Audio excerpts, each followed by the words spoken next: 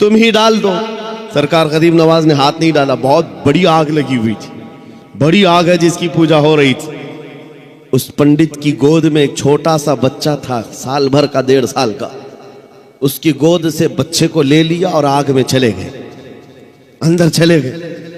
अब ये चीख पुकार करने लगा कि ये दुर्वेश आया, खुद भी जल गया, मेरे बच्चे को भी ले गया। और इतना हल्ला किया कि अंदर से वो नजर नहीं आ रहे थे।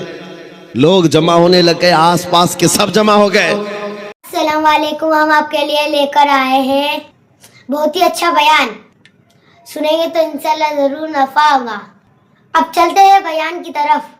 अल्लाह अगर चाहे, इसलिए कि सरकार गरीब नवाज को भी ये चैलेंज किया गया था। आपको एक पुजारी ने कहा था, वो आग जलाए बैठा था, गरीब नवाज ने कहा कि जरा इसमें हाथ डाल दो, जिसकी इबादत करते हो ये तो तुम्हारा खुदा है। उसने कहा इसमें हाथ कैसे डालेंगे, ये तो जलाएगी। कहा जिसकी इबादत करते हो वो खुद तुमको जलाएगी। कितने सालों से इबादत कर रहे हो? कहा मेरे बाप दादा सब इसी की इबादत करते आए, हम इस आग को बुझने नहीं देते। कहा फिर हाथ डालो। उस पुजारी ने कहा कैसी बेवकूफी की बातें हैं, आग का काम है जलाना, ये मंतिक के साथ हमारे साथ खेल ना करो, हमें गुमराह ना करो, क्या तुम डाल सकते हो?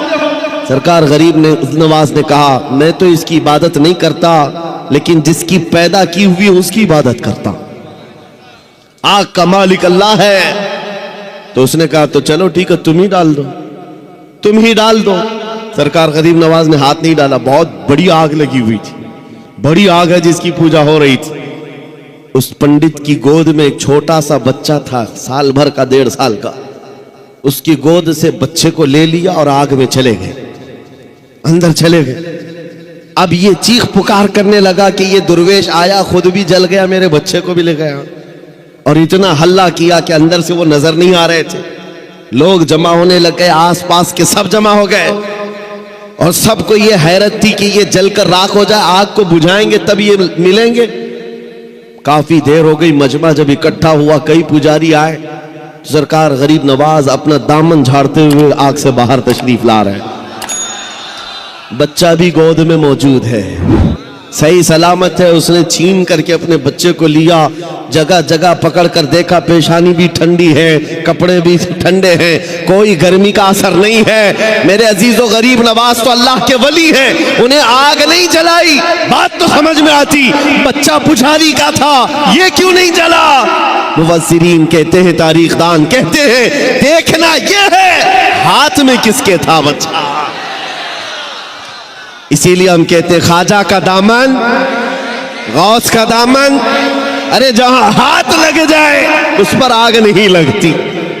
मैं आपसे ये बात कर रहा हूं, हमसे भी कहा गया था ये कैसी बातें हैं, बड़े बड़े दावे हैं। हमने यही कहा हमारा दावा नहीं है, ये रसूलुल्लाह की इज्जत की बात है, ये नबी पाक की हुर्मत की बात है। आओ मैं सैयदना खालिद बिन वलीद की बात को मुकम्मल करूंगा। ज्यादा होती है, जल्दी खौफ आता है, किसी का रौब छा जाता है, ऐसे बीमार आदमी के लिए इलाज मैं बता रहा हूं, वो हजरत खालिद बिन वलीद का नाम याद किया करें। सैफुल्लाहिल मसलूल का नाम याद रखे। वो एक सैफुल्लाहिल मसलूल खालिद इब्ने वलीद रज़ी अल्लाह ताला अन्हु, जानते हो 125 जंगों में शिरकत किया, एक जंग में भी शिकस्त नहीं खाई। और एक जंग का हाल ये था, किस चीज पर हम सब की तवज्जो होनी चाहिए, वो तवज्जो कर। मैदान जंग में शरीक है और लड़ते लड़ते उनका हाल ये था, वो खुद फरमाते हैं एक बालिश्त जगह भी मेरे जिस्म में ऐसी नहीं है जहां तीर ना चुभाओ, तलवार ना लगी हो। पूरे जिस्म में कोई एक जगह भी एक बालिश बराबर बाकी नहीं, हर जगह जख्म थे। लेकिन एक मैदान में कहते हैं कि अचानक उनके गर्दन पर तलवार आ गई। सामने कुफार और मुशरिकीन है, बड़े बड़े पहलवान तलवार सोते खड़े थे। आपका अमामा गिर गया, आपका अमामा गिर गया मैदान जंग में। मुझे बताओ जान बचाना चाहिए क्यों अमामा उठाना चाहिए? पहली तो अपनी गर्दन बचाई जाए, अपनी जिस्म को बचाया जाए, क्योंकि जान बचाना फर्ज है, जान बचाना फर्ज है। खालिद इब्ने वलीद सैफुल्लाहिल मसलूल, इस्लाम के अजीम सिपह सालार ने गर्दन नहीं देखी, वो अमामा उठाने ही चल पड़े और उठाया, बड़े आराम से सुकून से उठा करके पहनने लगे, और जिन्होंने तलवारें उठाई थी वो सख्ते में रह गए। एक छोटा फौजी भी ये गलती नहीं कर सकता, सिपह सालार इतनी बड़ी गलती कैसे कर सकता है? लोगों ने हाथ तलवार उनके नीचे आ गए। उसके बाद जालिमों ने, दुश्मनों ने पूछा, खालिद इब्न वलीद तुम्हारा ही नाम है? कहा तुम ही सिपह सालार हो, लेकिन ऐसी गलती कैसे कर सकते हो जब तुम्हारी गर्दन पर तलवार लटक रही हो और तुम अमामा उठाने के लिए निकल पड़े हो? पगड़ी बचा रहे हो कि गर्दन बचाना चाहिए? खालिद इब्न वलीद ने मुस्कुरा कर कहा, तुम्हें पता है मैं जिस जंग में भी जाता हूं अल्लाह की मदद से फतह याबी जरूर मिलती है और फतह का झंडा गाड़ कर आता हूं, लेकिन इसके पीछे राज ये नहीं है खालिद बिन वलीद अपने बाजुओं की ताकत पर भरोसा रखता हो और अपने बलबूते ये जंगों को फतह करता हो। मेरा विजदान और यकीन ये है, इस अमामे मुबारका में रसूलुल्लाह के 3 मुए मुबारका है, रसूलुल्लाह के 3 मुए मुबारका है, और मेरा यकीन यही है जब तक ये सर पर होते हैं अल्लाह मेरे लिए मैदान आसान कर देता है। निस्बत मुस्तफा पर उन्हें फख्र था, उसी निस्बत पर वो फतह याब हुआ करते थे। ये सहाबा की बातें अर्ज कर रहा हूं। आपको पता है एक मर्तबा ईसाइयों ने आपको चैलेंज कर दिया था कि अगर तुम्हारा दीन सच्चा है तो आओ खालिद बिन वलीद, हम और तुम सामने बैठते हैं मुबाइला। अगर दीन तुम्हारा सच्चा है तो जहर की एक शीशी लाई ईसाइयों ने, कहा कि इसको दोनों लोग पिएंगे, जो बच गया उसका दीन सच्चा है। और ये झूठे लोग इस तरह से कभी आगे आ भी नहीं सकते, चैलेंज तो कर लेंगे लेकिन आ नहीं सकते।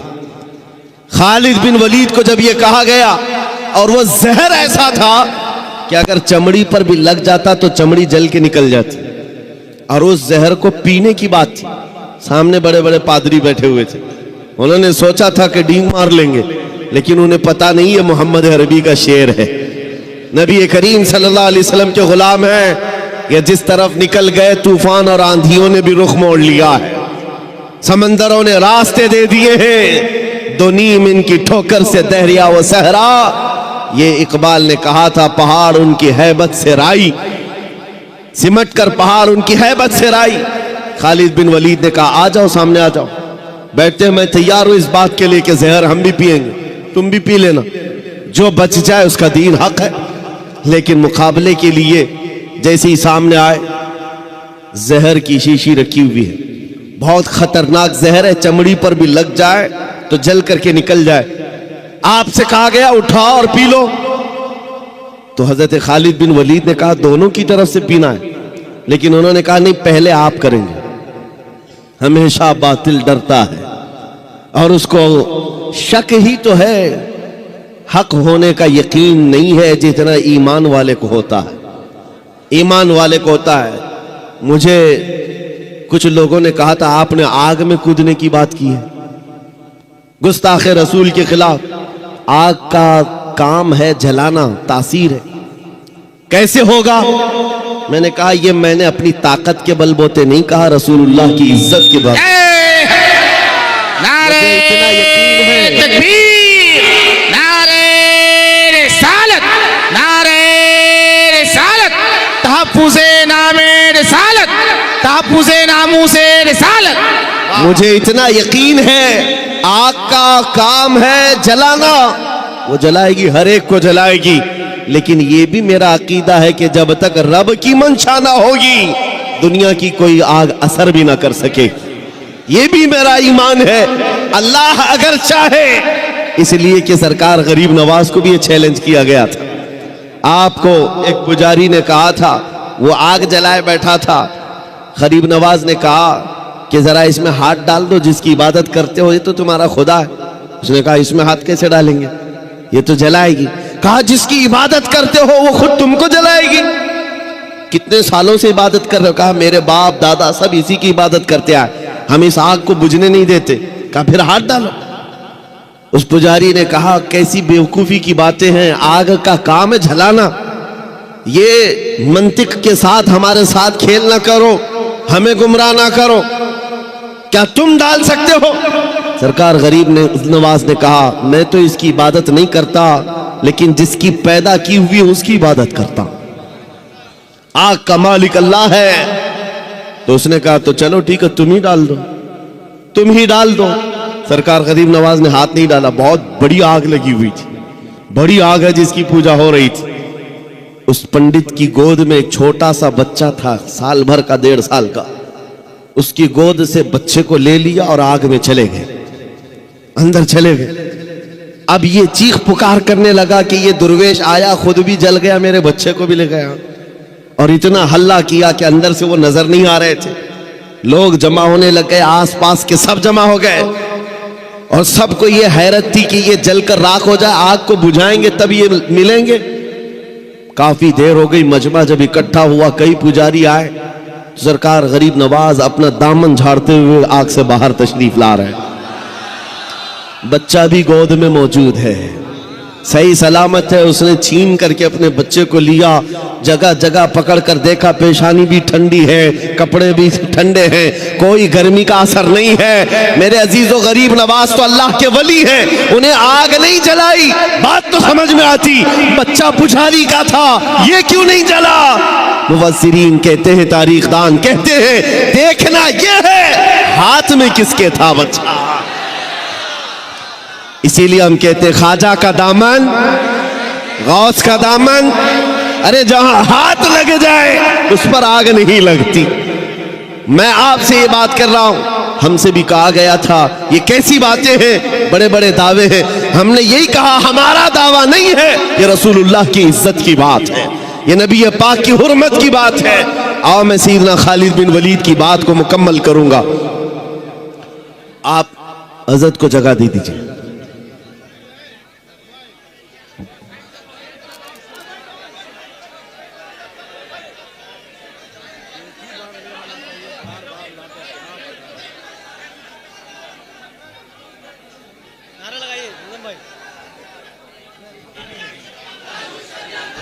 نعرہ تکبیر, نعرہ رسالت, مسلک اعلی حضرت, مسلک اعلی حضرت, چشم و چراغ خاندان اعلی حضرت, نبیر اعلی حضرت, نبیر اعلی حضرت, شہزادگان قمر ملت, شہزادگان حضور قمر ملت.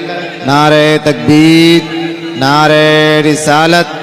جو جہاں ہے وہیں بیٹھ جائیے حضرات, بہت اچھی گفتگو ہو رہی ہے. حضرت بہت محبت کے ساتھ گفتگو کر رہے ہیں, آپ حضرات سماعت فرمائیں.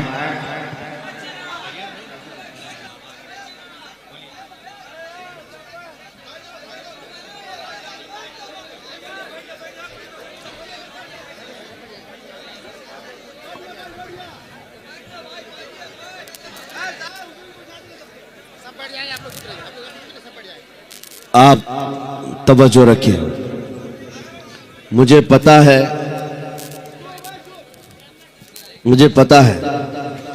کہ یہ جتنے خاموش بٹھانے والے ہیں وہ خاموش بیٹھ جائیں. اور یہ مجمع میں روز دیکھتا ہوں اور ایک بات کہتا بھی ہوں کہ کسی بھی ملٹری اور فوج کو تو کنٹرول کیا جا سکتا ہے, دیوانوں کو کون سنبھال سکتا ہے؟ دیوانہ تو دیوانہ ہے اور بڑا سوچ سمجھ کے دیوانہ بنا ہے, تو ان کی کنٹرولنگ کسی کے ہاتھ میں نہیں ہوتی. ہم خود بھی اس میں پس کے ہی آتے ہیں, ہر دن ہمارا ہاتھ زخمی رہتا ہی ہے, ہم مسافے سے صرف.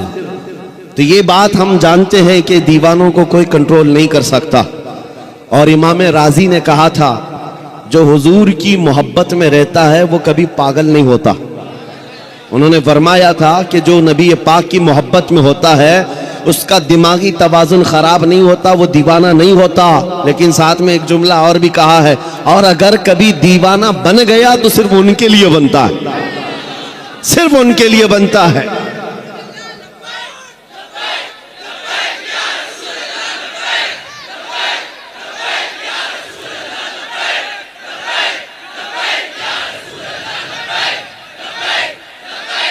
توجہ, اللہ کریم یہ جذبے سلامت رکھے. سیدنا خالد بن ولید رضی اللہ تعالیٰ عنہ کو جب یہ چیلنج ہوا, آپ بیٹھ گئے, زہر کی شیشی اٹھائی. اس زہر کی بات کر رہا ہوں جو چمڑی پر لگ جائے تو چمڑی جل جائے, آپ نے اٹھایا اور بسم اللہ پڑھا اور پوری پی گئے, پورا زہر پی لیا. یہ معمولی بات نہیں ہے, انتڑیاں کٹ جاتی, حلق جل جاتا, زبان کٹ کے گرتی, لیکن کچھ نہیں ہوا. عیسائی غور سے دیکھتے رہے, کچھ تو بغلیں جھانکتے ہوئے کہنے لگے جادو ہے, جادو ہے, جادو ہے. کچھ کو یہ لگا جادو ہے. آپ نے شیشی تو پی لی, اس کے بعد کہا اب تمہاری باری ہے. کہا نہیں, یہ جادو ہوا ہے, شعبدہ بازی ہے. کہا کہ اگر ہمت نہیں ہے, انہوں نے کہا کہ شاید اس زہر کے اندر کچھ اور تم نے کر دیا ہوگا, اس کا اثر ختم ہو گیا ہوگا, ورنہ یہ زہر تو لوگوں کو جلا دیتا ہے. آپ نے کہا اگر تم کو ایسا لگتا ہے اس کا اثر ختم ہو گیا تھا اور میں نے پی لیا, یہ بچی ہوئی جتنی اس کو چک کر کے ہی دکھا دو, اس کو چک کر کے ہی دکھا دو. باطل وہاں سے بھاگ گئے. نبی کریم صلی اللہ تعالی علیہ وسلم کے دیوانوں کا ایمانی معاملات میں مقابلہ کبھی نہیں ہو سکتا, کبھی نہیں ہو سکتا. یہ تاریخ کی سچائیاں ہیں عزیزان گرامی. ہر زمانے میں ٹکراؤ تو ہوتا رہا ہے. ان کے پاس طاقت کا مظاہرہ کرنے کے لیے ہتھیار تو ہو سکتے ہیں, تلواریں ہو سکتی ہیں, بندوق بارود سب کچھ ہو سکتا ہے, لیکن ایمانی طاقت صرف اور صرف نبی کے غلاموں کے پاس, حضور کے غلاموں کے پاس ہے. آپ کو پتہ ہے یہی خالد بن ولید رضی اللہ تعالیٰ روم کے ان لوگوں سے جب مقابلہ کرنے کے لیے گئے جو لاکھوں کی تعداد میں تھے, بادشاہ اور اس کی فوج سامنے مقابلے کے لیے آئی, تو خالد بن ولید کو انہوں نے ٹانٹ مارا تھا. کہا مدینے کے نکلے ہوئے یہ صحرا نشین, یہ بادیاں نشین جن کے کپڑوں میں پیبند لگے, پیروں میں چپل نہیں, کھجور کی گھٹلی پر پورا دن گزارتے, یہ رومیوں کا مقابلہ کرنے کے لیے آئے. وہ رومی جو ٹھاٹ باٹ سے رہنے والے, عیش و عشرت اور شراب قدوں پر رہنے والے, انہوں نے جب یہ تانا مارا تو سیدنا خالد بن ولید نے کیا کہا تھا پتہ ہے؟ روم کے بادشاہ سے کہا کہ تم اس قوم سے مقابلہ کرنے کے لیے آئے ہو جو تمہاری قوم شراب سے جتنی محبت کرتی ہے اس سے کئی درجے زیادہ محمد عربی کے غلام موت سے محبت کرتے. تم کو شراب میں جو نشہ ملتا ہے وہ ہمیں شہادت میں مزہ ملتا ہے. یہ اس قوم سے تم ٹکرا رہے ہو جن کے ہاں موت کوئی حادثہ نہیں. ارے وہاں تو بڑھ بڑھ کر کے لوگ آیا کرتے تھے, بڑھ کر کے آیا کرتے. دنیا کو اسی بات کا ڈر ہے. میں ایک سوال کرتا ہوں آپ سب سے, کبھی سوچا آپ نے, کبھی سوچا دل میں, دل پہ ہاتھ رکھ کر کے بتا, دنیا کی سب سے بڑی سزا کچھ ہو سکتی ہے تو کیا ہوگی؟ موت. اس کے بعد کیا ہوگا؟ ایک بار موت آنی ہے اور دنیا ڈراتی اسی بات سے. موت سب سے بڑی چیز ہے, اس کے بعد تو کچھ نہیں ہونا ہے. آدمی مر گیا تو اس کے ساتھ کیا کیا جائے گا؟ بس ایک ہی درد ہے موت کا جس سے دنیا خوف زدہ ہے, اور یہی بات آپ سے نکالنا چاہتے ہیں. وہ ان کے لیے حادثہ ہے جن کو مرنے کے بعد جلنا ہے, جلنا ہے, جلنا ہے. مومن کے لیے موت حادثہ نہیں, مومن کے لیے موت تحفہ ہے. ادھر آنکھیں بند ہوئی, ادھر مصطفیٰ کی زیارت.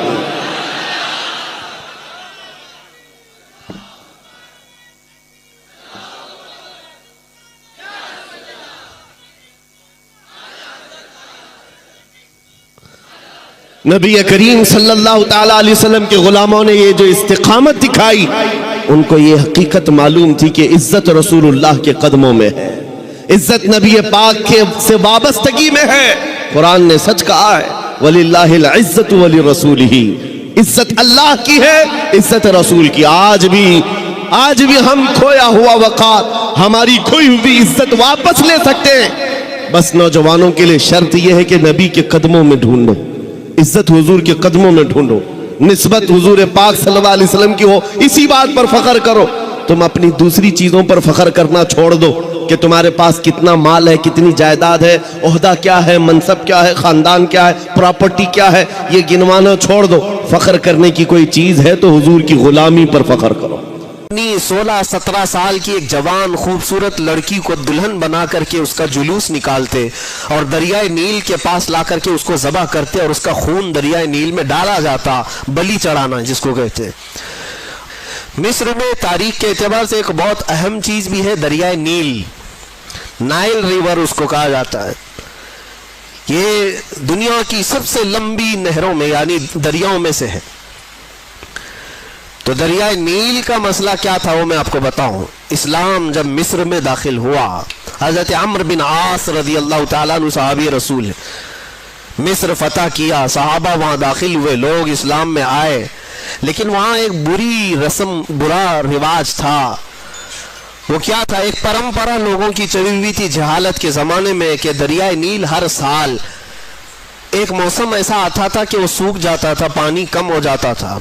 اور ان کا عقیدہ یہ تھا مصریوں کا کہ اپنی 16-17 سال کی ایک جوان خوبصورت لڑکی کو دلہن بنا کر کے اس کا جلوس نکالتے اور دریائے نیل کے پاس لا کر کے اس کو ذبح کرتے اور اس کا خون دریائے نیل میں ڈالا جاتا، بلی چڑھانا جس کو کہتے.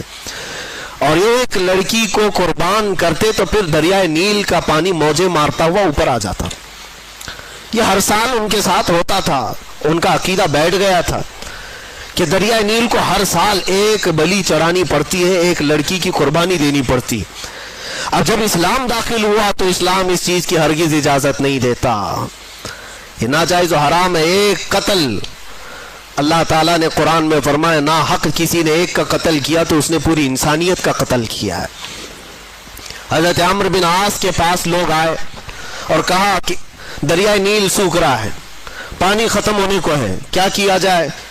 آپ نے کہا تو اللہ کی مصلحت ہے، دریا سوکھے گا تو پانی بھی آ جائے گا. کہا نہیں، اس دریا کو ہر سال ایک جوان لڑکی کی قربانی دینی پڑتی ہے، تبھی وہ دریا پھر سے واپس پانی میں موجیں لاتا ہے. آپ نے کہا ایسے کیسے ہو سکتا ہے؟ کہا تاریخ ہے. سب یہی کہنے لگے اور اس کے بعد پانی کی قلت ہوتی گئی تو حضرت عمرو بن عاص گھبرا گئے کہ وہ گورنر ہیں وہاں پر، اب نئے گورنر ہیں، انہیں پورا ملک سنبھالنا ہے. لوگ جب پانی کی شدید قلت کا احساس کریں گے تو پھر کیا ہوگا؟ تو حضرت عمرو بن عاص نے خط لکھا. کس کو؟ حضرت عمر ابن خطاب رضی اللہ تعالیٰ عنہ، امیر المومنین، غلام مصطفیٰ، نبی کریم صلی اللہ علیہ وسلم کے اس سچے جانشین کو خط لکھا جب ان کا دور تھا. کہا کہ یہاں ایک ایسا مسئلہ ہے، دریائے نیل سوکھ جاتا ہے اور ہر سال یہ لوگ ایک 16-17 سال کی جوان لڑکی کی قربانی دیتے، پھر پانی موجیں مارتا ہوا اوپر آ جاتا ہے. اب اس سال کیا کیا جائے؟ ہماری حکومت ہے، اسلام آیا ہے امن و امان کے ساتھ. حضرت عمر بن خطاب کے پاس جب یہ خط پہنچا تو آپ نے جواب لکھا. جواب میں 2 خط لکھے. حضرت عمرو بن عاص سے کہا کہ تم جس طرح سے اسلام کو قائم کیے اسی طرح سے قائم رکھو، شریعت مصطفیٰ کا نفاذ ہر حال میں ضروری ہے، لوگوں کو نماز روزے کی تلقین کرتے رہو. اور ایک خط میں حضرت عمرو بن عاص کو مخاطب کر کے کہتے حضرت عمر، ایک خط یہ تو میں تم کو لکھ رہا ہوں اور ایک اور خط بھیج رہا ہوں جو دریائے نیل کے نام پر لکھ رہا ہوں. ہے کوئی دنیا میں جو کسی دریا کو بھی خط لکھتا ہو؟ یہ صرف میرے رسول کے غلاموں کا حال ہے. کہا ایک خط میں دریائے نیل کے نام پر لکھ رہا ہوں، یہ دریائے نیل کو دے دینا. اور دریائے نیل کو خط لکھا، بسم اللہ الرحمن الرحیم. اے دریائے نیل، عمر بن خطاب رسول اللہ کا غلام تجھ سے کہتا ہے اللہ کے حکم سے اگر تو بہتا ہے اے دریا تو عمر ابن خطاب کا حکم ہے کہ جیسا بہتا تھا ویسے رواں ہو جا، اور اگر اللہ کے حکم سے نہیں بہتا تو تیرے بوند ایک پانی کے قطرے کی بھی ہمیں کوئی ضرورت نہیں. یہ خط لکھ کر کے بند کر کے دے دیا. حضرت عمر بن عاص کے پاس 2 خط آئے، ایک خط ان کا تھا، پڑھا اور کہا دوسرا خط دریائے نیل کا ہے. حضرت عمر بن عاص نے کہا دریائے نیل کے لیے ہم پر بھی خط آیا ہے. لے کر کے گئے اور دریائے نیل میں وہ خط ڈالا. جیسی ہی خط ڈالا روایتوں میں موجود ہے 16 گز پانی اوپر موجیں مارتا ہوا ہے. ان کے جو ہم غلام تھے خلق کے پیشوا رہے. کون نہیں مانتا ان کے حکم کو؟ کون ہے جو ان کے حکم کے خلاف جائے؟ دریا ہے. اسی لیے شاعر نے کہا تھا میرے عزیزوں، حضرت سعد بن ابی وقاص ایک اور صحابی ہیں 10 مبشرہ میں سے، یہ عراق فتح کر کے داخل ہوئے تھے. 400 صحابہ ان کے ساتھ تھے. عراق کے بعد جب یہ آگے بڑھ رہے تھے، وہ مسلمان کیسے تھے جن کو اقبال نے کہا تھا تھمتا نہ تھا کسی سے سیل رواں ہمارا، باطل سے ڈرنے والے اے آسماں نہیں ہے ہم، 100 بار کر چکا ہے تو امتحان ہمارا. یہ لوگ کہیں رکتے ہی نہیں تھے، ان کی کوئی سرحد ہی نہیں تھی. ایک علاقہ فتح ہو گیا تو بس کافی ہے نہیں، آگے بڑھنا ہے۔ حضرت سعد بن ابی وقاص جب عراق فتح کر چکے تو عراق سے متصل ایران بھی ہے، جس کو فارس کہا جاتا تھا پہلے۔ ایران اور عراق کے بیچ میں دریائے دجلہ ہے۔ اب جب عراق فتح ہو گیا، دریائے دجلہ ہے، دریائے فرات جو بھی دریا ہے اس کے بیچ میں، تو صحابہ نے کہا کہ ہم ادھر بھی جانا چاہتے ہیں، اس علاقے کو بھی فتح کریں، غلامی مصطفیٰ میں شامل کریں۔ جبکہ فارس کسرا کے پاور کے اندر میں تھا۔ کسرا اس وقت کے سپر پاور بادشاہ کا نام ہے، جیسے آج امریکہ، لوگوں کے دماغ کے حساب سے، ہمارے حساب سے نہیں ہے، سپر پاور۔ میرے عزیزوں، سعد بن ابی وقاص سے جب صحابہ نے کہا ادھر جانا ہے، کہا بیچ میں دریا ہے، کیسے جائیں گے؟ حضرت سعد بن ابی وقاص نے کہا تم میرے ساتھ چلو گے؟ صحابہ نے کہا کیسے؟ ادھر ایرانی فوج نے جتنے برج تھے دریا کے اوپر پار کرنے والے سب توڑ ڈالے تھے، جو لکڑیوں کے تھے وہ جلا ڈالے تھے، سب ختم کر ڈالے تھے، کیونکہ انہیں ڈر تھا یہ محمد عربی کے غلام میں رکتے کہیں نہیں ہیں، یہ اگر ادھر سے ادھر کراس کر کے آ گئے تو ہماری بھی خیر نہیں، سب توڑ ڈالے۔ اس کے بعد وہ ایرانی فوج کی تاریخ بھی موجود ہے تاریخ طبری میں، وہ لوگ دیکھتے رہے تماشا کہ یہ 400 لوگ کیا کر پائیں گے دریائے بیچ میں۔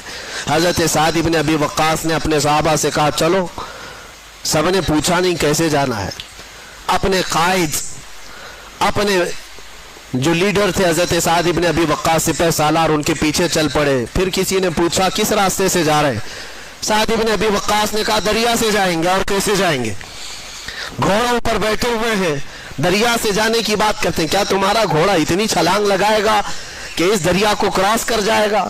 سعد بن ابی وقاص نے کہا کوئی چھلانگ لگانے والا گھوڑا نہیں، چل کر کے ہی جائے گا۔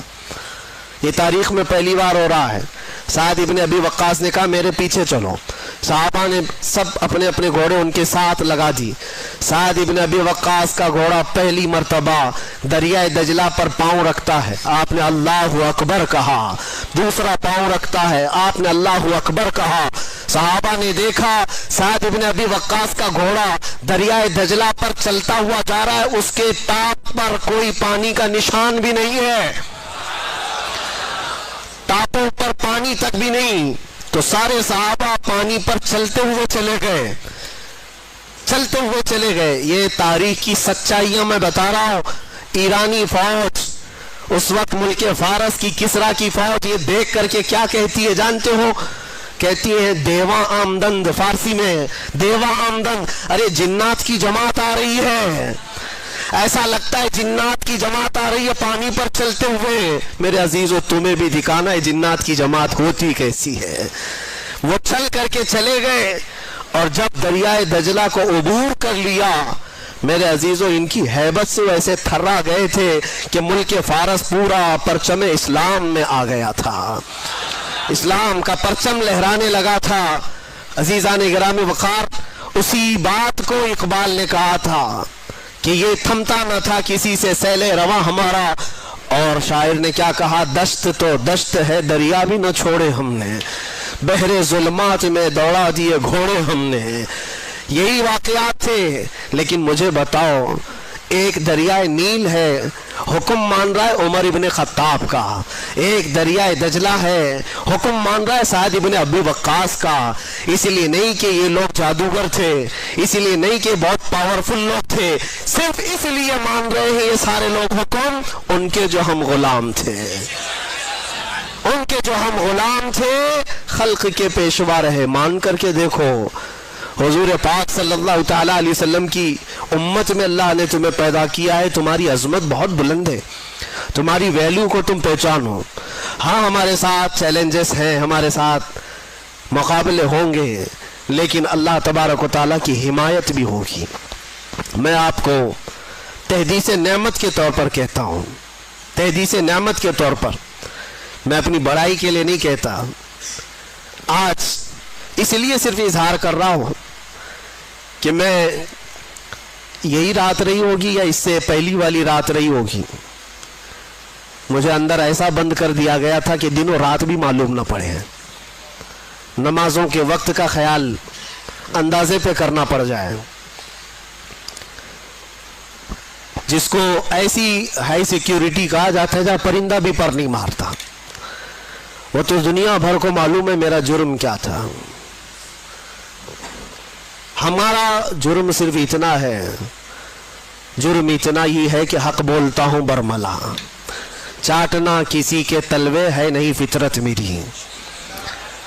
میں آپ کو ایک بات بتا رہا ہوں, 4 یا 5 دن سے بھوک اور پیاس کی شدت تھی, ایک لقمہ بھی میں نے کھایا اور پیا نہیں تھا, اور موت کا انتظار کر رہا تھا, شاید موت آ جائے گی. لیکن جس جگہ پر میں لیٹا ہوا تھا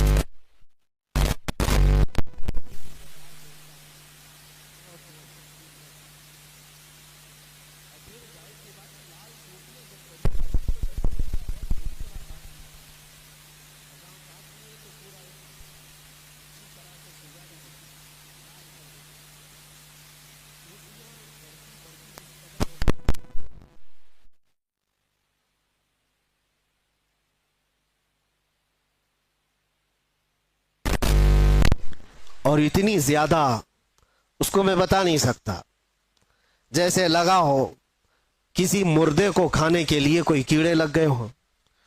پھر دل ہی دل میں احساس ہونے لگا کہ شاید میری موت ہو گئی ہوگی اور یہ کیڑے کھا رہے ہوں گے, کیونکہ غشی آ جاتی تھی, غنودگی آتی تھی, تو لگتا تھا ہم کوئی دوسری دنیا میں, کوئی انسان تو دکھتے نہیں تھے, سورج بھی نہیں دکھتا ہے, اندھیرا ہے. 3 سے 4 گھنٹے اس طرح سے لیٹے رہے, چونٹیاں ادھر کاٹیں گی ادھر کاٹیں گی, گردن پہ آ گئی, چہرے پہ آ گئی, جسم میں آ گئی. ظاہر سی بات ہے لگ تو رہا تھا, افطاری کا وقت قریب تھا. اب اس کے آگے کے معاملات جو میرے ساتھ ہوئے وہ میں ایکسپلین نہیں کر سکتا, لیکن اتنا بتانا چاہتا ہوں. طاقت آئی, جس نے بھی اٹھایا مجھے, کون تھا, کس نے اٹھایا, اللہ ہی بہتر جانے. جب اٹھ کر کے دیکھا بستر پر ساری چونٹیاں پڑی ہوئی ہیں, چل رہی ہیں, رینگ رہی ہیں جسم پر, اور میرے رب کریم کا احسان ایسے ان 50 نہیں 1000 چونٹیوں میں سے ایک چونٹی نے بھی کاٹا نہیں تھا. وہ اس لیے نہیں کہ میں کوئی پاورفل آدمی یا میں کوئی پرہیزگار, میں کوئی اللہ کا ولی نہیں, میں اس کا کوئی دعویٰ نہیں کرتا, کوئی دعویٰ نہیں کرتا. میری طاقت بھی اتنی نہیں تھی کہ چونٹیوں کو نکال کر الگ کیا جائے. لیکن اور یہ بھی نہیں ہے کہ کبھی کاٹی نہیں, کاٹتی ہیں, ابھی بھی کاٹیں گی, ابھی اگر ہاتھ پہ رکھ دیں تو کاٹ لیں گی. پہلے بھی کاٹی ہیں, مچھر بھی کاٹے ہیں, ایسے ہم ہیں نہیں کہ ہم کو نہیں کاٹتے, کاٹتے ہیں. لیکن وہ سچویشن جہاں آدمی پوری طرح سے مجبور ہو گیا ہو, ہاتھ پیر ہلا نہ پاتا ہو, چونٹیاں چڑھ گئی ہو اور پھر نہ کاٹ رہی ہو, تب یہ احساس ہوا رب ذوالجلال تو جہاں جیسا چاہے اپنے حبیب کے غلاموں کی حفاظت کرتا ہے.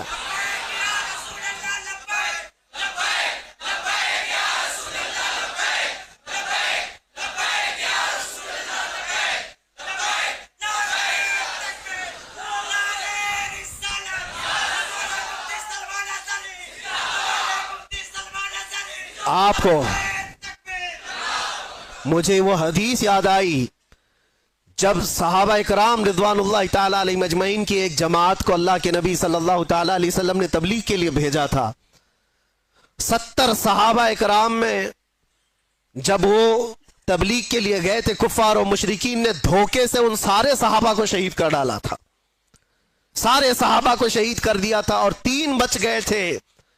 3 میں سے وہ صحابہ کو قید کر لیا تھا, اور قیدی ایسا بنایا تھا کہ 24 گھنٹے ان کی نگرانی پر بیٹھے رہتے تھے زنجیروں سے باندھ کر کے صحابہ کو.